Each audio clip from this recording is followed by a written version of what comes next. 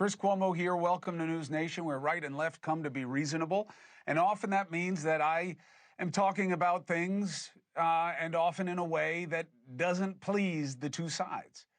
But remember, I am not here for the sides. I am against the sides. I am here for the many, not the few. And if a reasonable person takes a look at what threatens us around the world, you must see that extremism is on the rise.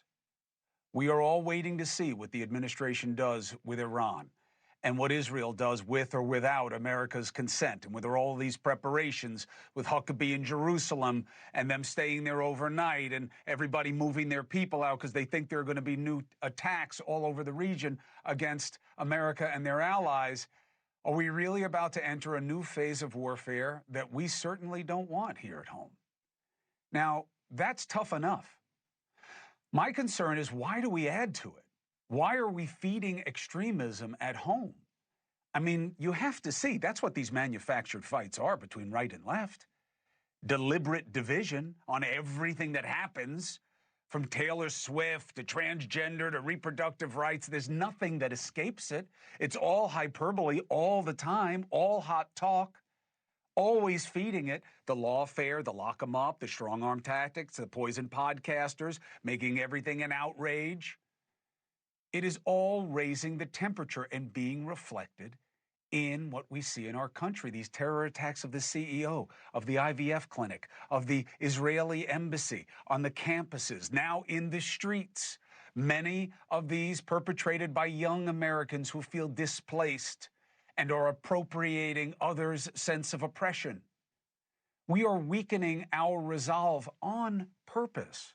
And in so doing, you may think you're getting an incremental advantage, or one side may think that against the other. But as a result, we are all being made more vulnerable to those who are fomenting our internal insanity and watching us get weak.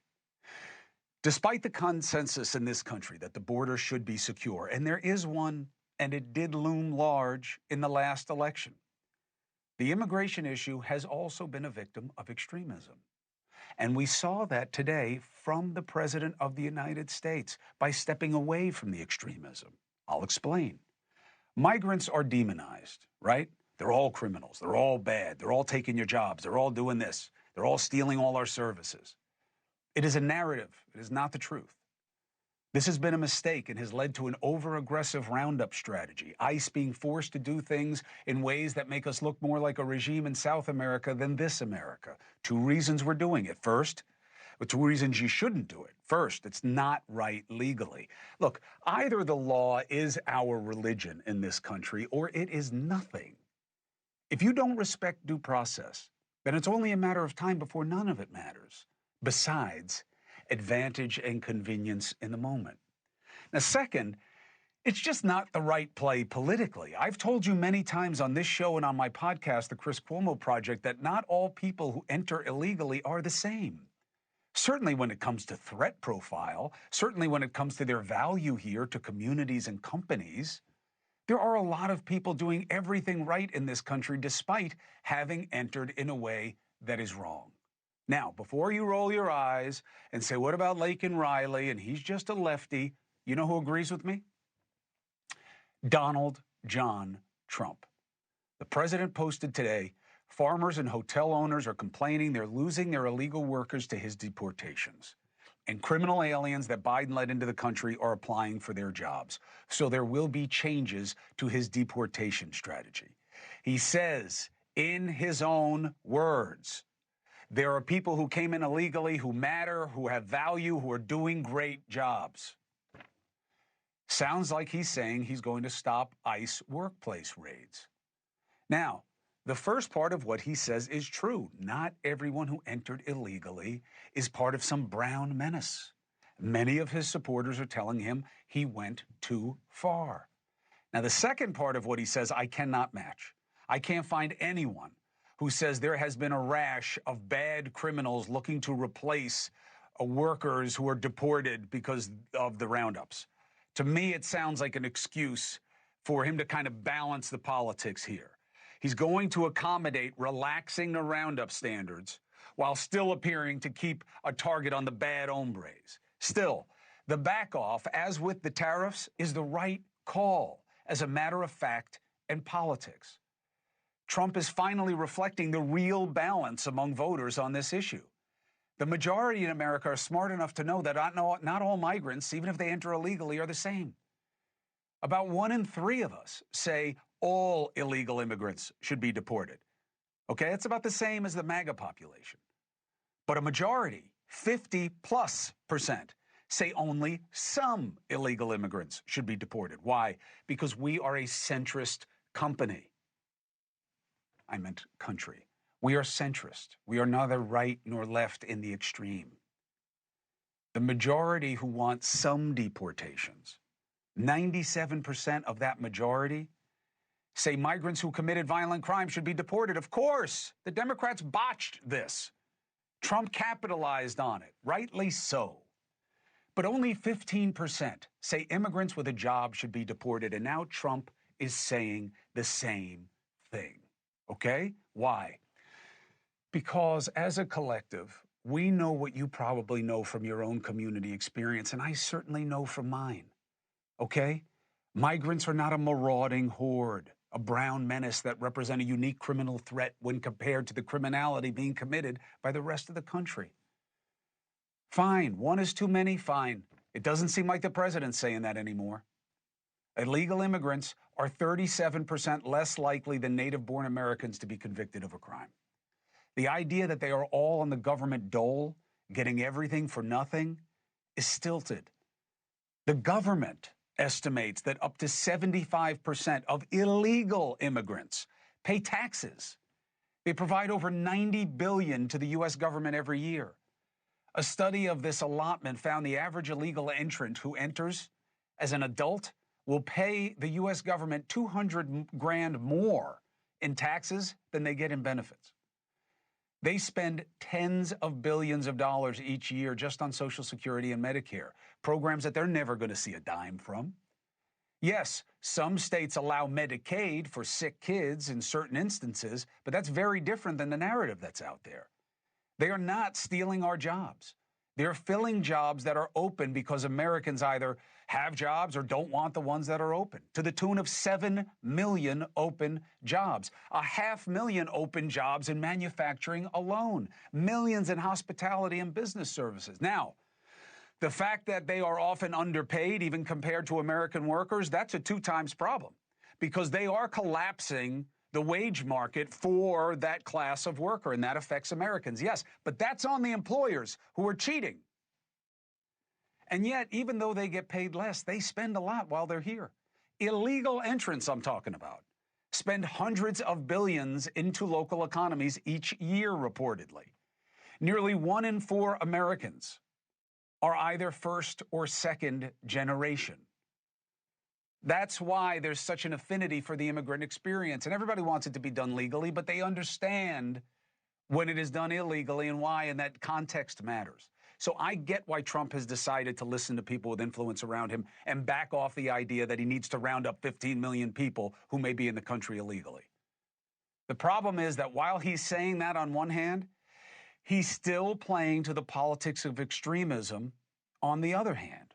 And we know why he's doing it, for advantage over the other side. And I'm not saying it doesn't work, but I'm saying it's poison. And that's the only explanation for why the same man who sent the message today that he would be calling on his people to, do it reasonably, he's also calling on people to turn on their own communities. Did you see this? DHS just released this image of Uncle Sam putting up a poster that reads, "Help your country and yourself. Report all foreign invaders." Is this the 1950s? Look, I'm all for see something, say something. It was very important in the age of terror, and that's where we are. But even though I believe this more so than any time since 9/11, this is not us. This is a bad example of the president's penchant for the past. Wanting us to go back economically to the Gilded Age, that's troubling enough, and that's why he went so hard on tariffs. But wanting a society to go back to the 50s era paranoia, that's what this message harkens to. It even looks like it. Red Scare propaganda, McCarthyism, where Americans narked on their fellow Americans if they were suspected of being a commie That was the boogeyman at the time. Just like the idea that all migrants are invaders, deep state, left. Neighbors, coworkers, family, friends encouraged by the government to report on each other, to McCarthy and the FBI. It was extremism. And it was contagious then as now. It was so common at the time that my producer, Ben, who I work on the monologue with, actually dug up a letter J. Edgar Hoover sent to his great-grandmother, thanking her for reporting her lefty neighbors to the FBI. I knew Ben's rat tendencies had to be generations deep. I kid. He's a beautiful guy, and so is his family, and it shows how susceptible we can be to this kind of influence. Now, you may be saying, this is crazy. This isn't where... Really? You really think we're that far from what it was then? You don't think that these deep state conspiracy talk is that far off from the mission to root out commies in the government, military, and the media? It's literally like you change a word and they're saying the same damn thing. Listen to this jackass back then. If a stupid, arrogant, or witless man in a position of power appears before our committee, this unprecedented mudslinging by the extreme left-wing elements of press and radio was caused because another Fifth Amendment communist. Would you really be surprised if you heard somebody making that same kind of speech? Man, we heard the president talk about how the Fifth Amendment is a bad look and makes you guilty. Blacklisting comics, politicians. What do you think that was? It was the precursor to cancel culture. It's all being repeated. And remember what it did. It made us weaker. There was no red menace. And there is no brown menace. It's just another mechanism for us to turn on each other as a way to engineer advantage for right and left, just like McCarthy was doing. And here's the problem with this. We're so obsessed with right and left, we don't care about the only direction that matters, forward. We're not moving forward on what matters to the many. So my question is, who's going to be the Margaret Chase Smith of this moment? That lone senator who decided to rise instead of shrink. Not to grandstand or talk for 25 straight hours, but to say succinctly what has stood the test of time and that we need to hear again. We need it repeated. She called it the Declaration of Conscience. The Constitution speaks not only of freedom of speech, she said, but also of trial by jury instead of trial by accusation. Sound familiar? Whether it be a criminal prosecution in court or a character prosecution in the Senate, there is little practical distinction when the life of a person has been ruined. Those of us who shout the loudest about Americanism and making character assassinations ignore some of the basic principles of Americanism.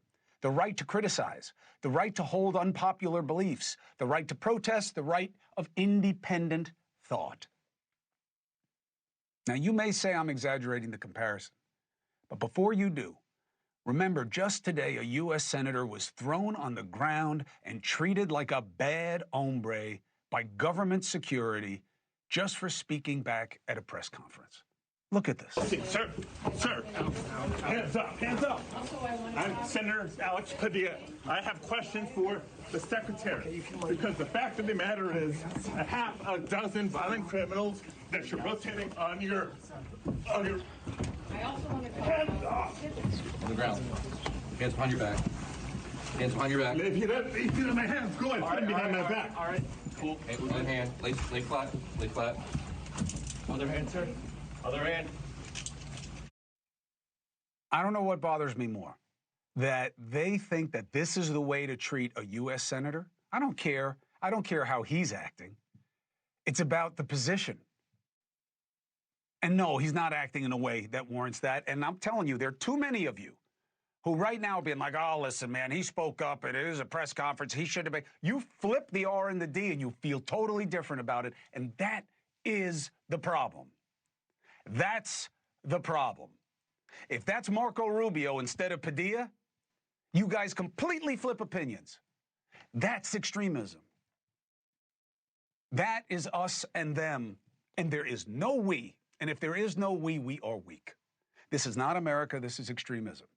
And I know some of you think it looks strong and you're sick of the other side, but we are coming way too close to becoming what we're supposed to oppose more than anything else.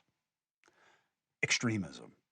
Thank you for watching. Subscribe below and download our NewsNation app right now on your phone, and you will get fact-based, unbiased news for all Americans.